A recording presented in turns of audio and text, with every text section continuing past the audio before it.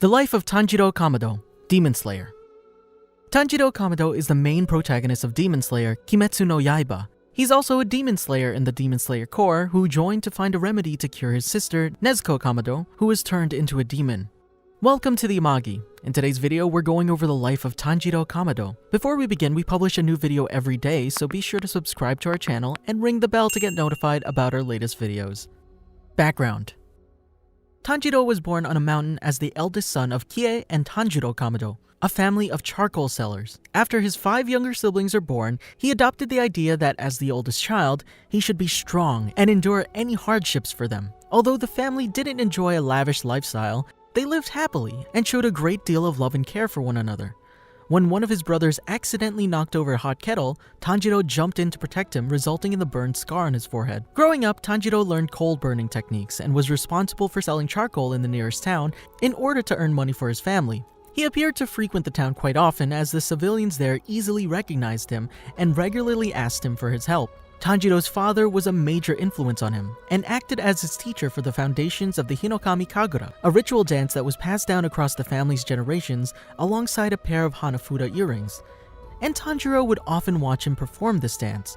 Upon asking Tanjiro about his stamina despite the cold weather, Tanjiro learned from his father that there were specific breathing techniques to continue dancing endlessly. When Tanjiro grew old enough to dance in place of his weakening father, he learned that the correct techniques would allow him to blank his mind, enter a plant-like state, and gain access to the see-through world. Before Tanjiro passed away, a night with the threat of a hungry bear prompted him to show Tanjiro the state in action. Tanjiro was frightened at the sight of the predator, but his father quickly killed it with his axe upon entering the state.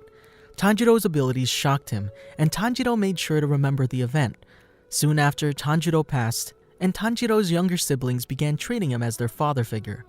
Final selection arc. During the Taisho period, Tanjiro lives a modest yet blissful life in the mountains with his family, consisting of his mother and 5 younger siblings. On a snowy morning, Tanjiro prepares to leave for the nearby town and sell charcoal in preparation for the new year. However, his younger sister Hanako Kamado and brother Shigeru Kamado hold him back, begging for him to bring them along. Their mother intercepts and tells them how Tanjiro wouldn't be able to carry them if they were tired. Upon hearing his family's conversation, Takeo Kamado also expresses disappointment and states how he was initially hoping to cut wood with his elder brother that day. Tanjiro bids farewell and starts making for the town.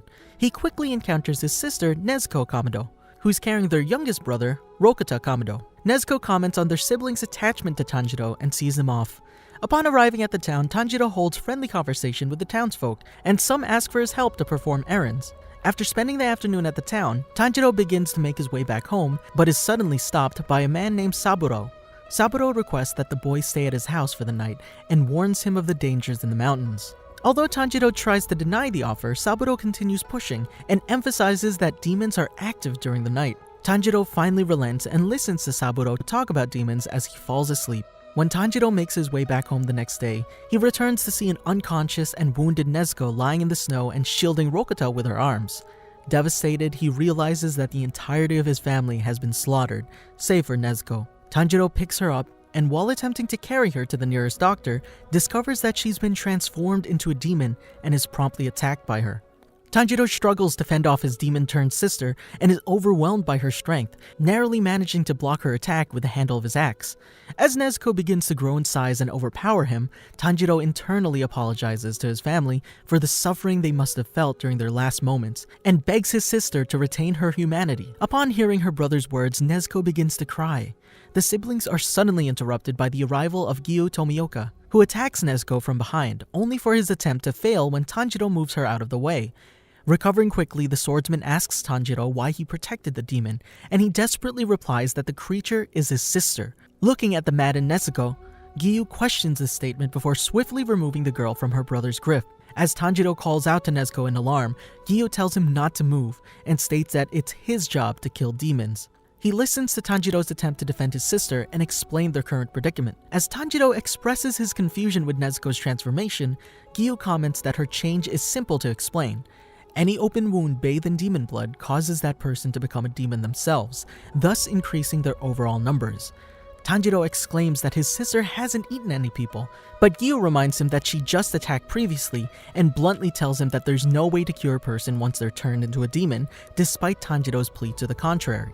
As Tanjiro begins begging for his sister's release, Giyu brings his sword up to Nezuko's throat. Tanjiro then bows before the swordsman and begs him to spare his sister's life. Giyu grows angry and yells that Tanjiro has no authority over who lives and who dies, given he was too weak to protect even his own family. He labels all his talk about finding a cure for his sister's condition and his family's killer ridiculous, as neither he nor the Demon Lord would have any respect for such a miserable display. Giyu demands that Tanjiro prove his dedication to protecting his sister by drawing his axe. While Tanjiro hesitates upon hearing these words, Giyu silently encourages him to find the resolve necessary to accomplish all of the lofty goals that he had placed upon himself. He then stabs Nezuko in the chest, causing Tanjiro to throw a stone at him in fury. Giyu blocks the stone with the hilt of his sword and avoids another one of the projectiles as Tanjiro charges at him empty-handed. Seeing the attack attempt as only a simple act of emotion, the swordsman angrily drives the hilt of his sword into Tanjiro's back, knocking him out. Staring down at the fallen boy, Giyu realizes his opponent's axe was missing and looks up to see the weapon spinning towards him through the air. He muses over Tanjiro's clever strategy and realizes the boy's plan was to defeat him with the flying axe after he was knocked out. Distracted, the swordsman is attacked by Nezuko, and he dodges backwards from her kick.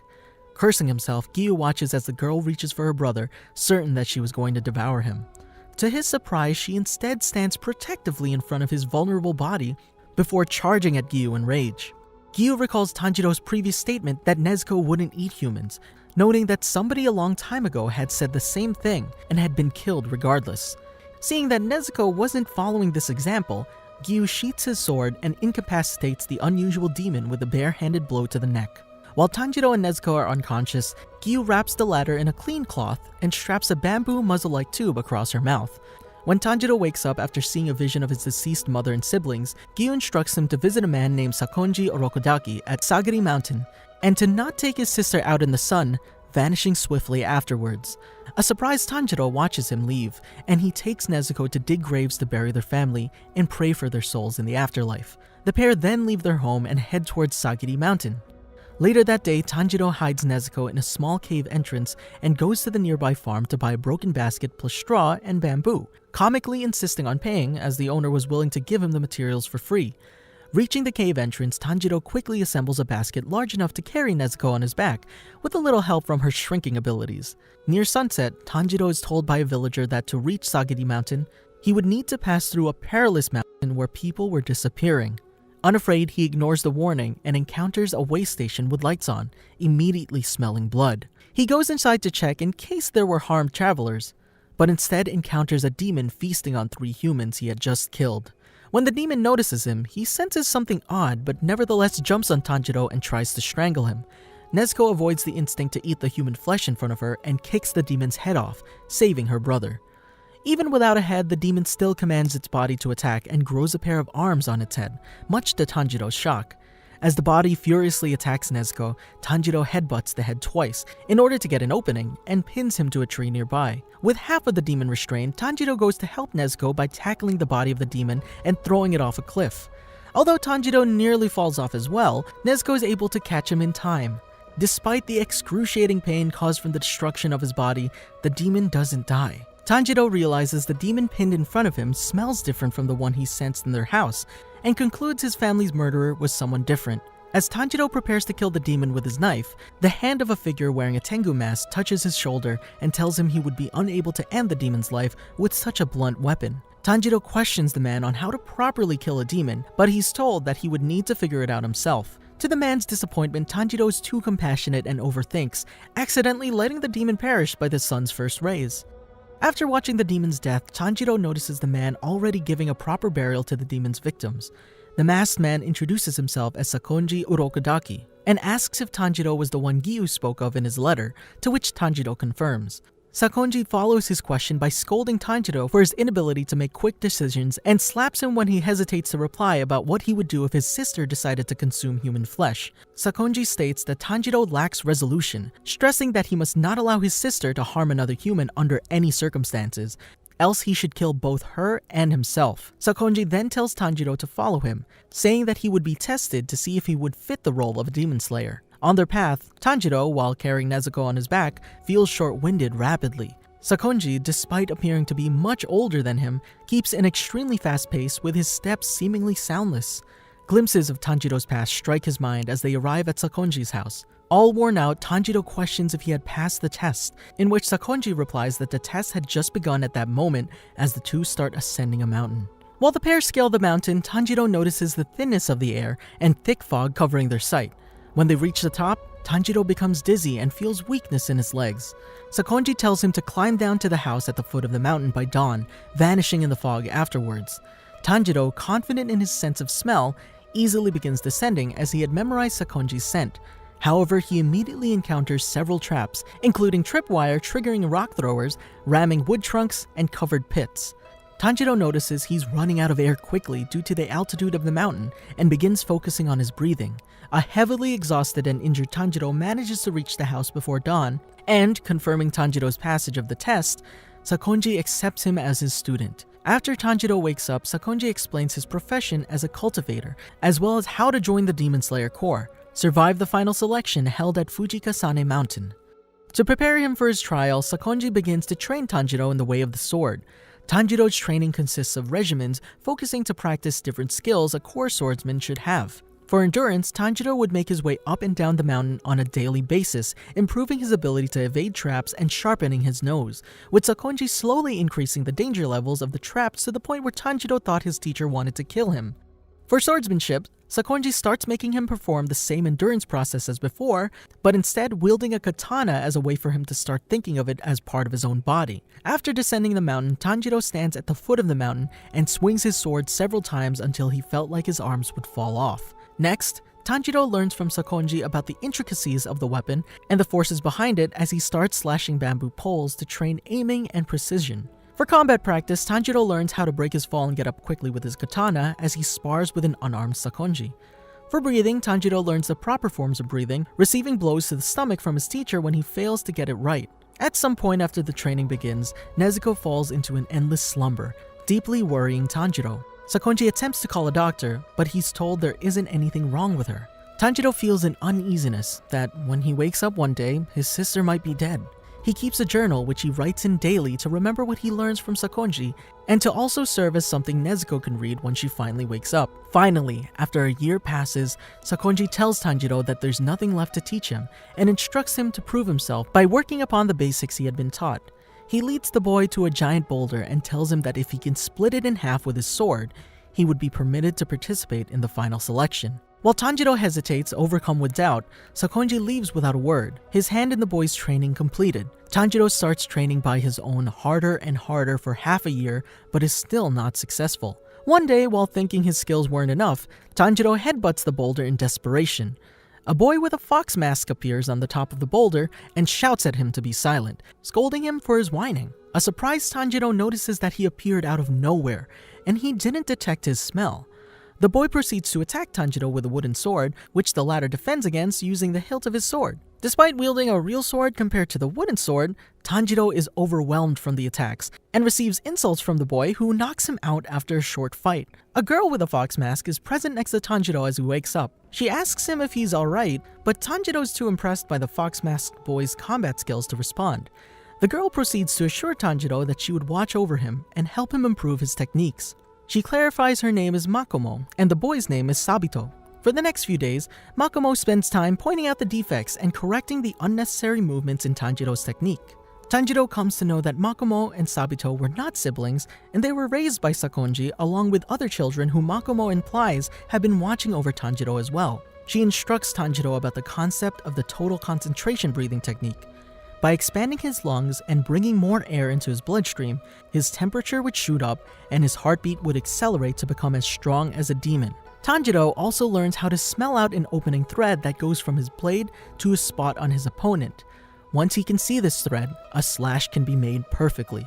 For 6 months, Tanjiro uses what he learned with Makomo to spar against Sabito, but is defeated many times. One day, a longer-haired Tanjiro faces Sabito, the latter who finally wields a real sword. They perform the simplest contest. The faster blade would win. For the first time ever, Tanjiro's blade reaches Sabito's mask and splits it in half, revealing Sabito's face. He holds a sad smile and fades away alongside Makomo. After they disappear, Tanjiro realizes he had not just split the mask, but also the boulder. Tanjiro is praised by Sakonji while also being told that Sakonji actually didn't want him to participate in the final selection, lest he'd risk another one of his children being killed. Tanjiro cries as they hug, and Sakonji urges him to come back alive. Sakonji cuts Tanjiro's hair and gives him a white mask resembling a fox with a sun symbol in the same place Tanjiro had his mark as a way to ward off evil.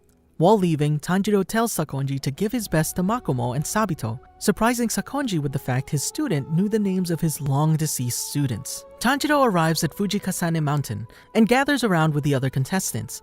A young boy with black hair and a young girl with white hair walk in and explain that demons hate wisteria flowers, which grow abundantly until this area, even out of season. From this point on, there would be no more wisteria, and demons captured by the core roam free. Their trial is very straightforward. Survive for 7 days. With determination, Tanjiro and the others march ahead. Two demons immediately start assaulting Tanjiro, but he quickly smells the opening thread while avoiding their advances and seizes the opportunity to decapitate both in a single strike. Sakonji had bestowed upon Tanjiro a special sword called the Nichiren Blade, which, at the decapitation of the demon, would crumble its corpse, preventing it from regenerating and effectively killing it. Tanjiro smells a rotten scent when praying for the souls of the demons he had just killed. Advancing closer to the center of the scent, Tanjiro finds a fellow contestant running away from a giant demon with several hands swirled over its body. The demon tries to kill the contestant, but Tanjiro pushes himself to act and unleashes the water-breathing second form, Water Wheel, saving the boy. The demon recognizes Tanjiro as Urokodaki's student by his fox mask. The demon questions Tanjiro regarding current affairs to establish which period of time he was in. Upon discovering 47 years had passed since his capture by the hands of Sakonji during his time in the Demon Slayer Corps in the Edo period, the demon becomes furious. The contestant refutes such a fact, stating that no demon there should be that old. However, the demon replies that not only had he survived for so long, he had also killed 50 people in his life, including 13 students of Sakonji, referring to Sabito and Makomo as notably strong victims, and implying Tanjiro would be the 14th. Tanjiro recalls Sakonji teaching him that the strength level of a demon is proportional to the number of humans it had eaten. Tanjiro notes his sense of smell had developed to the point where he can detect the strength level of the demon by its decaying scent, explaining the rotten smell felt before. As the demon starts describing how it killed both Sabito and Makomo, Tanjiro starts breathing heavily. In an angry response, he charges at the demon, slicing several of his arms, but is hit by a hook punch on his ribcage and thrown in the nearby tree, hitting his head and fainting. Tanjiro hears a call to waken from one of his deceased brothers while unconscious, regaining consciousness in the nick of time and dodging the demon's onslaught. Tanjiro suddenly leaps very high in response to smelling the demon's hands underground.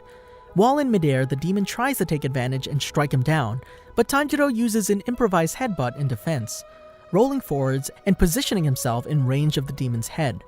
Tanjiro uses the water-breathing first form, Water Surface Slash, and decapitates the demon.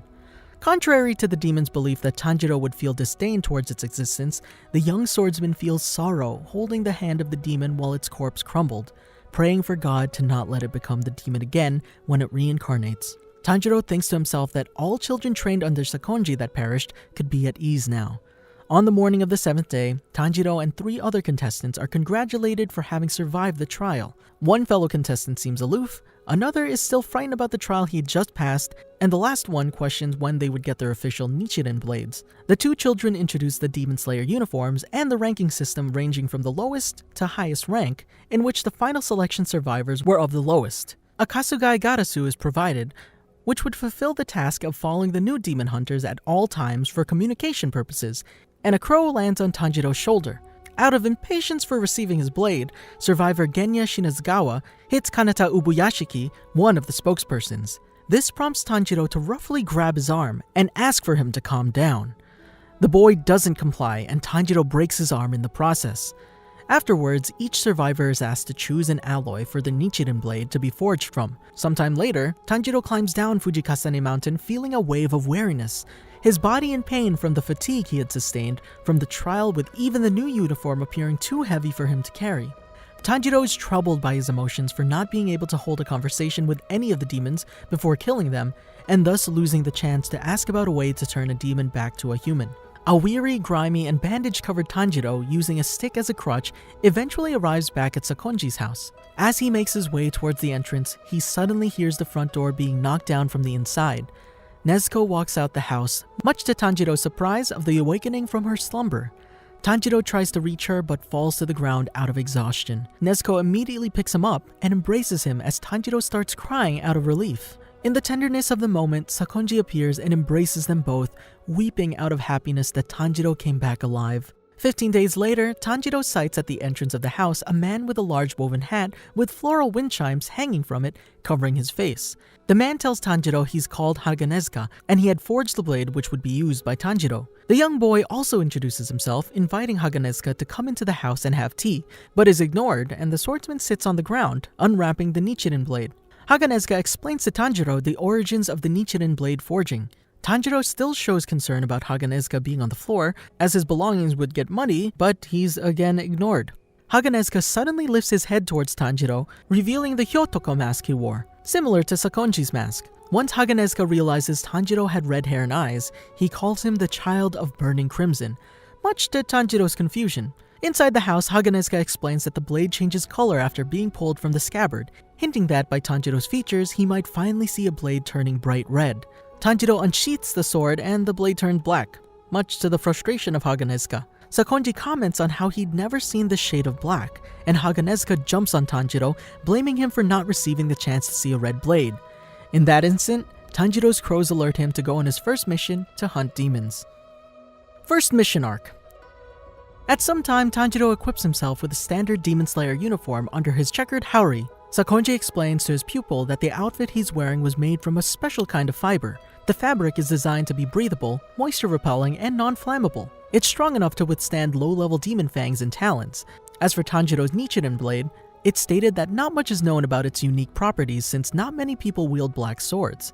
However, it's implied that few black blade wielders have managed to survive as long as others. Tanjiro brushes it off since he's going to do everything in his power to revert his sister to a human again, regardless of what color blade he had. To ease his travels, Sakonji gives Tanjiro a large custom-made box for Nezuko to rest in during the day. The materials were handcrafted out using an extremely light wood called Cloud Mist Pine, coated with a rock lacquer to reinforce the exterior and durability. Tanjiro expresses his gratitude to his master and proceeds to instruct Nezuko to enter the box. Right before Tanjiro disembarks on his journey as a demon slayer, Sakonji straightens his pupil's clothes and bids him farewell. Upon sundown, Kazumi questions Tanjiro if they should rest for the night and continue their search tomorrow. The demon slayer refutes, stating that it's because those creatures are active during the night, he can't afford to rest. Tanjiro kneels closer to the ground, picking a new scent at their current location. He speculates that the demon he's looking for is somewhere nearby. At this point, Kazumi deduces that Tanjiro might be an actual demon slayer and that demons do exist. After confirming it was, in fact, a demon, Tanjiro sprints past Kazumi and towards the source of the scent. Kazumi gets stunned by Tanjiro's speed and soon follows him, but falls far behind. Tanjiro yells out that a demon's at large before jumping onto a nearby rooftop. Hearing that demons do exist, Kazumi confirms that Tanjiro is in fact a demon slayer. Arriving at the source of the scent, Tanjiro hops off the roof and lands in an alleyway. He draws his sword, readying himself for battle. Tanjiro detects two different scents, a demon and a female human. Despite the fact that no one was in sight, he could tell that two were in fact underground. After finding the exact spot where the demon's scent is strongest at, Tanjiro proceeds to thrust his blade into the ground. Wounding the demon, a pocket swap dimension opens up, revealing the girl trapped inside. Tanjiro immediately sticks his hand into the swamp, grabs the unnamed girl, and pulls her out. A demon's hand sticks out from the ground, holding a torn piece of clothing from the unnamed girl's sleeve. The creature pulls his upper body out of the swamp, revealing himself to the demon slayer. Tanjiro confirms that the swamp demon is capable of using blood demon arts. As the wound on the swamp demon's arm rapidly heals, Tanjiro questions where he was keeping the girls captive. The swamp demon doesn't answer. Instead, he grinds his teeth, which is honestly the worst sound I've ever seen and kind of a gross visual, just saying. But he grinds his teeth before sinking back into the swamp. Kazumi arrives in time to see the swamp demon disappear into the ground. Tanjiro promptly asks for Kazumi to hold the girl and for the both of them to stay close to him for their protection. Tanjiro attempts to use the scent of the demon to detect where it was. While he was able to pinpoint the location and prepared to use the fifth form, he was surprised by the emergence of the three bodies of the swamp demon. Switching to the eighth form, Tanjiro manages to hit all three. However, none of the wounds were fatal since he switched forms, as seen when he was only able to cut off the arms of the swamp demon. The three bodies submerge once again, allowing him to jump back to Kazumi's side and regroup. Tanjiro is able to wound the shoulder of the swamp demon again, however the cut was again too shallow. Eventually, Tanjiro would go on to defeat the swamp demon and solve the case of the mysterious missing girls. Asakusa Arc.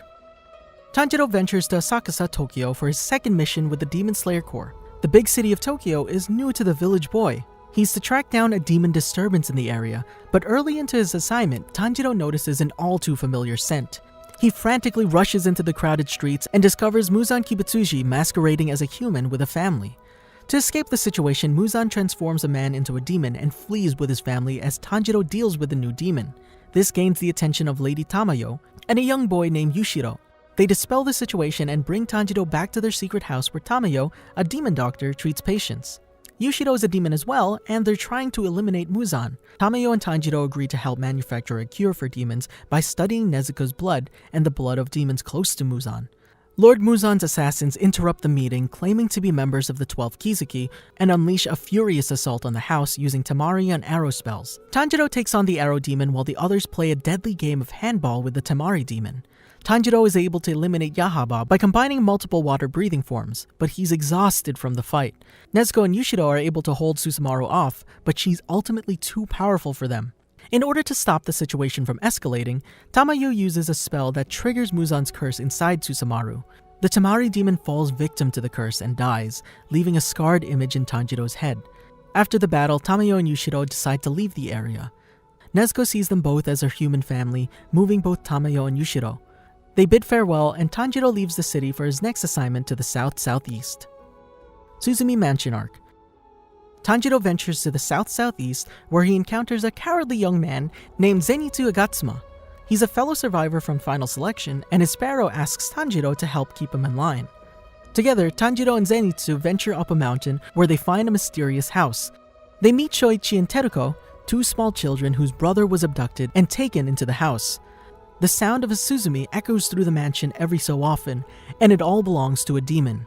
Tanjiro and Zenitsu head into the house but are separated shortly after, tasked with protecting one of the children each. Zenitsu accidentally discovers another young demon slayer who wears a boar hide as a mask. The wild boar Inosuke charges through the house trying to slay the same demon as the others. Inosuke and Tanjiro come to blows with the Suzumi demon controlling the house. They're both eventually transported away while Zenitsu and Shoichi are chased throughout the house by the tongue demon. Tanjiro and Teruko locate Kiyoshi and learn the demons wish to eat him because he possesses rare Marechi blood. Tanjiro and Kyogai come face to face again in a battle where Kyogai constantly changes the orientation of the room using his blood demon art. At first, Tanjiro struggles due to the injuries he sustained in Asakusa. After regaining his spirit, Tanjiro is able to adapt to the changes by changing the form of his own water techniques. He sees fit not to trample on Kyogai's writing, and even compliments his blood demon art before severing his head. Kyogai dies in peace knowing his talents were acknowledged by someone. Everyone regroups outside where Inosuke comes to blows with Tanjiro and Zenitsu over Nezuko's box. Inosuke tries to slay the demon without understanding the situation. Even though Zenitsu is in the same boat, he tries his best to protect the box for Tanjiro. Tanjiro had mentioned earlier that this box was more precious than his own life. Tanjiro and Inosuke get into a ferocious bare-knuckle brawl that ends with Tanjiro giving the wild boar a concussion with his rock-hard head. The Demon Slayers and the children go their separate ways, and the new trio recovers at the house with the Wisteria family crest.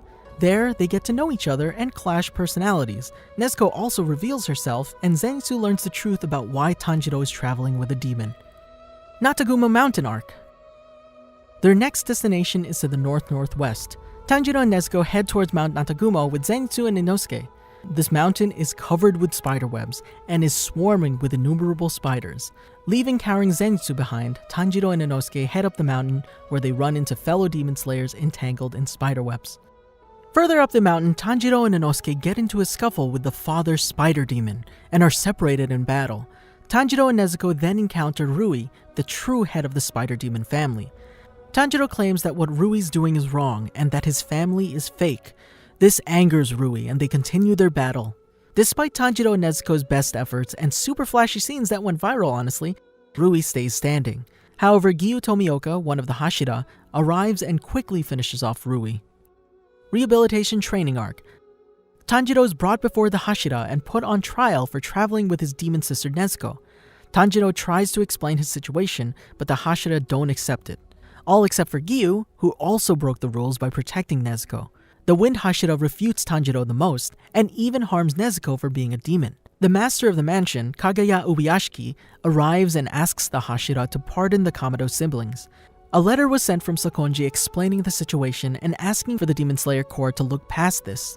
The Hashira still outright refuse, and Sanemi tries to prove Nezuko as an evil demon by baiting her with his own blood. However, Nezuko refuses despite her injuries and proves she won't harm humans. Following the conclusion of the trial, Shinobu brings Tanjiro and Nezuko to the Butterfly Mansion, where Zenitsu and Inosuke are also healing their wounds. The Hashira commence their council with Master Kaguya, while the other demon slayers heal. After their injuries are sufficiently healed, Tanjiro and the boys endure rehabilitation training under the tutelage of Aoi and Kanao. Tanjiro also learns about Shinobu's past with a demon who killed her sister. Tanjiro, Zenitsu, and Inosuke struggle with training at first, unable to beat Kanao in any form or capacity. Eventually, the boys regain their stamina and master total concentration, constant, the ability to use the breathing technique all day and night long. With their training complete, Tanjiro's group heads west to join the Flame Hashira for the train mission. Meanwhile, Muzan dismantles the lower ranks and continues his schemes to crush the Demon Slayer Corps. Mugen Train Arc. Tanjiro, Zenitsu, and Inosuke buy tickets for the Infinity Train in search of Kyojuro Rengoku, the Flame Hashira. Tanjiro hopes he has some info on the Hinokami Kagura. Kyojuro informs them that he was sent on a mission to kill a demon suspected to be the cause for multiple disappearances on the train. He informs Tanjiro that unfortunately, he knows nothing of the Hinokami Kagura. He quickly senses a demon and kills it. The group, impressed by his skills, asks that he makes them his Sukukos, and Kyojuro accepts. The trio and Kyojuro fall asleep, and Enmu enlists the help of 5 civilians riding the train with severe insomnia. One of them is the train's conductor, who follows Enmu in order to dream of his late wife and child. Enmu promises to use his powers to give each of them heartwarming, sweet dreams in exchange for their help in carrying out his plan to kill the Demon Slayers. The group had already touched Enmu's blood by taking hold of their tickets, putting the first act of the plan into motion. The conductor is put to sleep as a reward for his work, and the remaining 4 are sent to carry out the rest of the plan. As they sleep, the group fall into vivid dreams as an effect of touching the tickets. Zenitsu dreams of being on a date with Nezuko. Inosuke dreams of being a cave explorer with Tanjiro, Zenitsu, and Nezuko as his animal minions. Meanwhile, Tanjiro dreams of being back together with his family. Enmu's minions work on connecting themselves to the group's dreams through a rope with a special spell that enables them to penetrate the dreams of others, completing the second stage of Enmu's plan. Meanwhile, Tanjiro carries out his dream while receiving more and more unconscious cues from his mind, such as seeing Nezuko's box and being told by a mirror image of himself in a Demon Slayer uniform that he's experiencing a dream. At the same time, Nezuko wakes up and exits her box, after being confused by Kyojiro's actions before attempting to wake up Tanjiro, but to no avail. Annoyed, she headbutts Tanjiro but ends up splitting her head and starts bleeding due to Tanjiro's comically hard forehead. She then uses her blood demon art, which engulfs his real and dream body in flames, which allows him to slowly wake up and get back his sword and uniform. Tanjiro immediately takes off to confront the demon Enmu, and Enmu reveals the method for putting everyone to sleep. Enmu then attempts to put Tanjiro to sleep. However, every time Tanjiro falls asleep, he immediately kills himself in his dream to wake himself up. Tanjiro does so up until he's able to cut off Enmu's head. However, Enmu reveals that he's fused to the train itself. Tanjiro, feeling that he won't be able to protect no more than 2 train carriages, calls out for everyone to wake up and help. Inosuke is the first to react, followed by Zenitsu, then Kyojuro. Tanjiro moves in to meet with Kyojuro, who immediately assesses the situation and tells Tanjiro that no matter what shape a demon's in, they always have a neck. Kyojuro then shoots off towards his target, while Tanjiro and Inosuke follow. Tanjiro and Inosuke reach the engine room and discover Enmu's neck bone. However, Enmu blocks their attacks and counterattacks with eyes that make Tanjiro and Inosuke fall asleep. Tanjiro, already knowing the trick to waking up, tells Inosuke that he has to die in his dreams to wake up. Tanjiro keeps waking himself up, but is saved by Inosuke after almost falling for one of Enmu's traps and killing himself in real life. The conductor stabs Tanjiro in an attempt to stop the duo from doing away with Enmu, but despite his best attempts, the two successfully cut through Enmu's neck.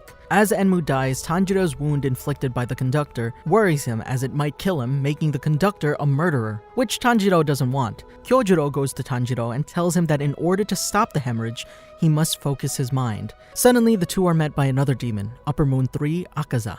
Tanjiro watches as the two are in the heat of battle, but can't seem to follow their movements. Akaza taunts Kyojuro, and Kyojuro launches a ferocious attack, only to be stabbed in the chest by Akaza's right arm. Although impaled, literally right through the chest, Kyojuro tries to cut off Akaza's head, but isn't able to cut through the demon's neck. Inosuke attempts to help, but Akaza is able to pull free from Kyojuro and runs away. Tanjiro, upset at what had just transpired, gives chase to Akaza and throws his sword, exclaiming that it's Akaza who was the loser in this battle. However, Kyojuro, really harmed at this point, calls Tanjiro over and tells him that it is he who is the loser in this battle. He also tells him that there may be some record of the Dance of the Fire God at the Rengoku household. He continues on to say that he believes in Tanjiro and his sister before he succumbs to his wounds and dies.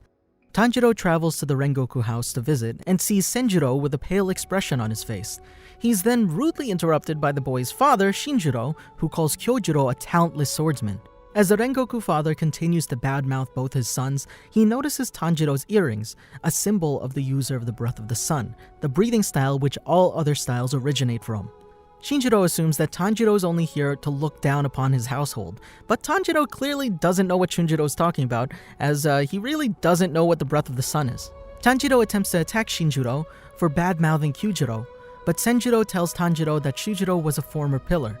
Tanjiro laments that if the Breath of the Sun was such a great style, why wasn't it enough to save Kyujiro? Tanjiro goes with Senjiro to look at the Flame Hashida's records, but the both of them are surprised to find that parts of it had been destroyed. The two continue to chat, and Senjiro decides that Tanjiro should have the sword guard that once belonged to Kyujiro. As Tanjiro leaves the house, Haganezuka appears and approaches Tanjiro, angry that the latter had lost his sword. Entertainment District Arc. Tanjiro, Inosuke, and Zenitsu accompany the Sound Hashira, Tengen, on a mission to Yoshiwara to help search for his missing wives who were investigating rumors of demons within the district. The trio are to disguise themselves and infiltrate each of the households to help find Tengen's 3 wives. Tanjiro is sent to the Tokito house, Inosuke to Ogimoto's, and Zenitsu to the Kyogoku house.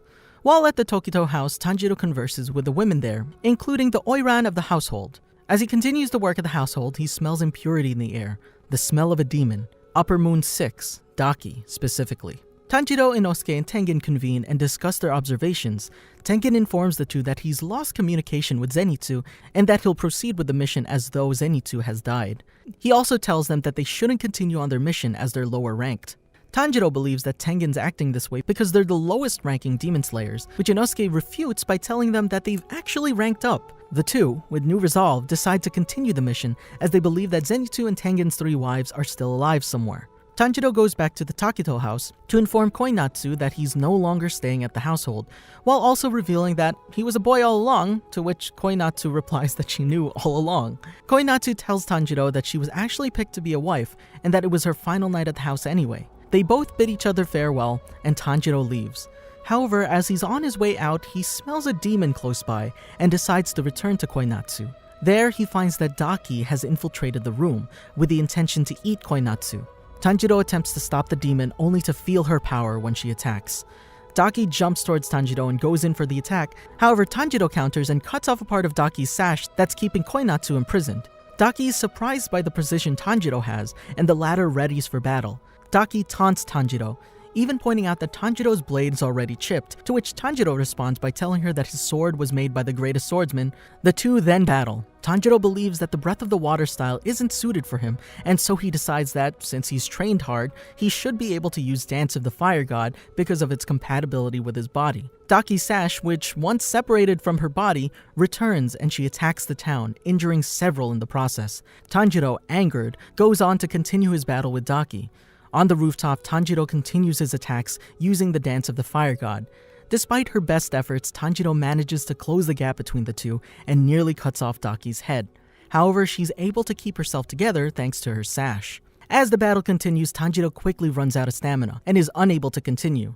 Daki approaches Tanjiro, ready to deliver the final blow, only to have her face split in half by a kick from Nezuko. Nezuko continues the fight as Tanjiro lays unconscious, the inner voices of his deceased siblings telling him to wake up and save their sister from progressing further into a demon. Tanjiro awakens and stops Nezuko from feeding off a human. As the two sit there, Daki, injured from her scuffle with Nezuko, approaches the two. Daki's head is suddenly cut off by Tengen, who arrives at the scene. Tengen informs Tanjiro that he must quell her sister's rampage since the fight isn't over yet. Suddenly, a crying Daki releases her brother Gyutaro, the true holder of the Upper Moon 6 title. Tengen prepares for a fight against this demon as Tanjiro puts Nezuko back in her box. With Nezuko put away, Tanjiro rejoins the fight. The battle intensifies with Tanjiro and Tengen chipping away against Gyutaro's offensive. Gyutaro then attacks Tengen and leaves him incapacitated and goes to save his sister. He impales Inosuke with one of his sickle attacks. Devastated by what had just happened in front of his eyes and distracted, Tanjiro is hit by an attack by Gyutaro and is momentarily knocked unconscious. When he comes to, he's greeted by Gyutaro, who offers him a chance to become a demon. Tanjiro responds by headbutting the crap out of Gyutaro, with Hinatsuri's poison taking effect just in time. Tanjiro goes in for the killing slice but is unable to cut through Gyutaro's neck. Gyutaro takes this moment to stab Tanjiro through the mouth with his sickle, poisoning him in the process, which is really gross. It's like the mouth right under the tongue. It's so nasty. God, don't want to see that animated. Anyway, with the power of his entire body, Tanjiro pushes it to the limit and manages to slice Gyutaro's head off. At the same time, Zenitsu and Inosuke do the same with Daki. With the siblings decapitated, the area becomes very dangerous, and energy pulsates through it. This causes Tengen to tell everyone to run away. The poison inflicted on Tanjiro and Tengen start to take effect on their bodies, but Nezuko uses her blood demon art to heal them. In the distance, the crew hear the two demon heads bickering. Their arguing saddens Tanjiro, so Tanjiro goes on to console the pair, putting them at ease, even in the face of death, as he always does. Swordsmith Village Arc.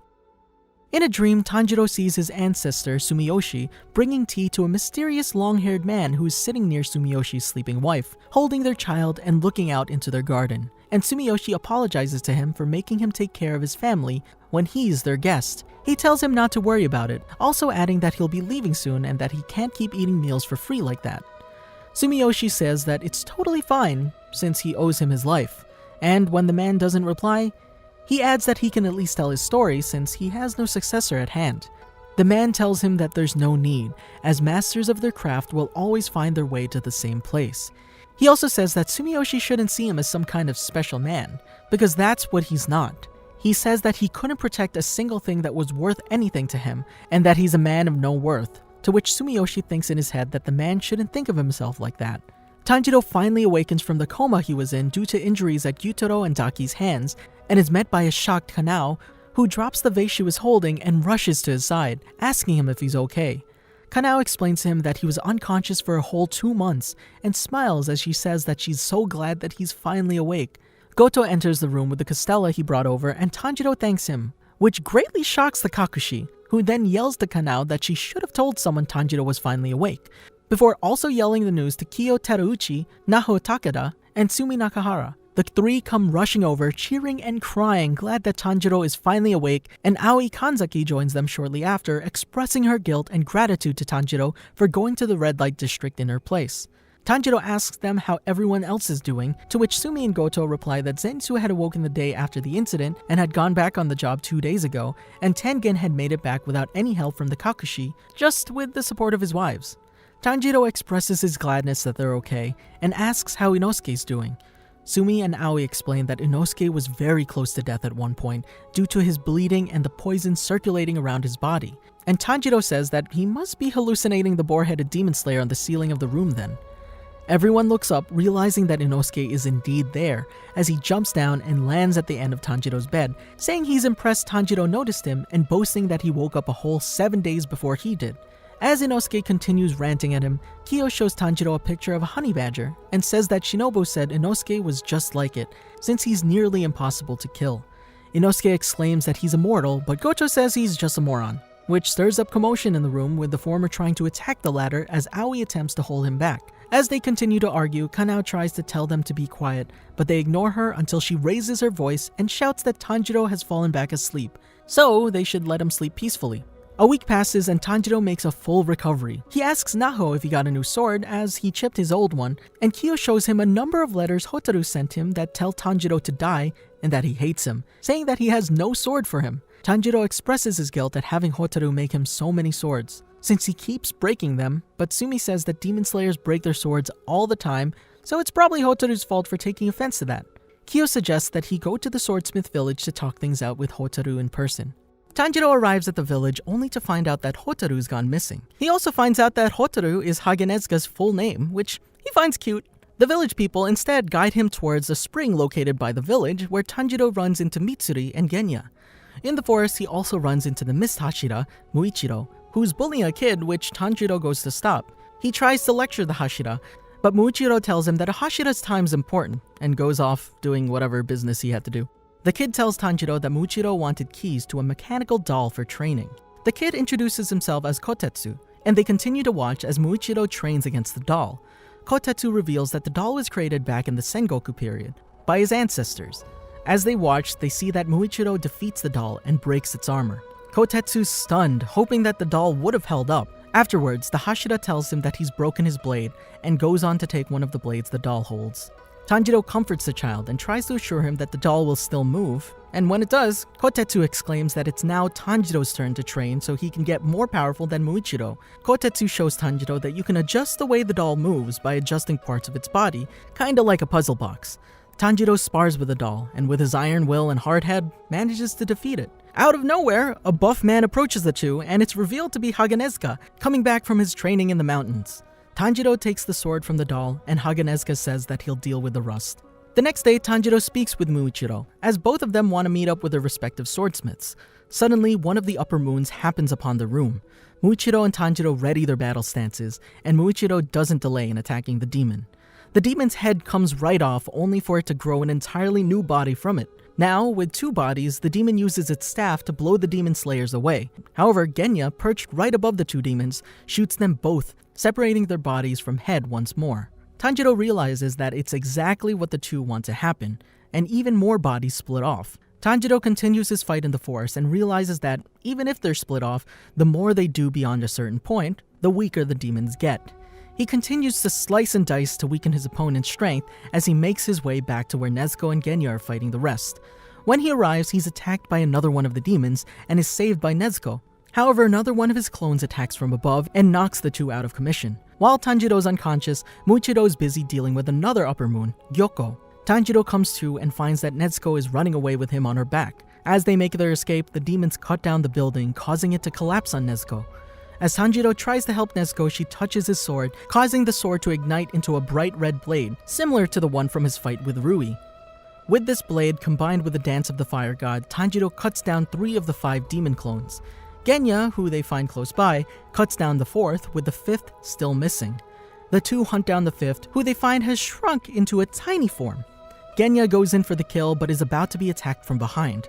Tanjiro jumps in and saves Genya, while the latter protects Tanjiro from a lethal blow from the demon. He gives Tanjiro the chance to defeat the demon, whom Tanjiro delivers with the swing of his sword. However, a 6th, more powerful clone appears. While Muichiro's dealing with Gyoko, Mitsuri comes to the rescue of Tanjiro, Genya, and Nezuko. She easily cuts through the attack by the 6th demon and continues their fight. Meanwhile, the other 3 try finding the tiny demon who keeps running away. They manage to catch up with the demon, who transforms and attacks Tanjiro. However, with his power, he manages to cut the demon down. But something's strange. Despite having cut him down, the demon still stands, and they find out that it's the wrong clone. The real demon is hiding within the body of the demon they had just cut down. But the sun is soon rising, meaning that Nezuko has to be shielded from the sun. And so Tanjiro desperately tries to shield Nezuko from the sun. Unable to multitask, and not losing this chance to slice an upper moon, he lets go of Nezuko and slices the beast down once and for all. Afterwards, he takes a moment to absorb what he'd just done. Surprisingly, Nezuko is okay, even in the sunlight. Much to everyone's surprise, she even talks now. And with that, Tanjiro, completely exhausted, has Nezuko carry him on her back. Hashira Training Arc. Tanjiro wakes up after being knocked out cold for 7 days and is met by Hagenezuka, who has delivered the blade he was fixing for Tanjiro, complete with Kyojuro's guard and the character Metsu for destruction. Tanjiro participates in the Hashira training program with the rest of the Demon Slayers. He completes every course with the exception of the course run by the Wind Hashira, as he's banned for attacking him in defense of Genya. Infinity Castle Arc. The Hashira rush the Ubuyashiki estate, and Sanemi is the first one to see the mansion and feels relieved, believing that he'll make it just in time. However, the mansion suddenly blows up in a huge explosion with all the nearby Demon Slayers witnessing it in shock. Even Muzan, with his skin burned off and his left eyeball entirely exposed, is surprised at this as Kaya had looked calm, with a serene smile as he, along with his family, blew themselves up. In order to delay Muzan's regeneration, he made the explosion deadlier by adding spike traps, and while Muzan was busy trying to heal himself, he was again attacked and immobilized by a blood demon art which summoned spikes in the area. Due to the spikes piercing his flesh, Muzan tried to absorb them to escape, but out of nowhere, Tamayo appears and stabs Muzan with a special medicine she had concocted.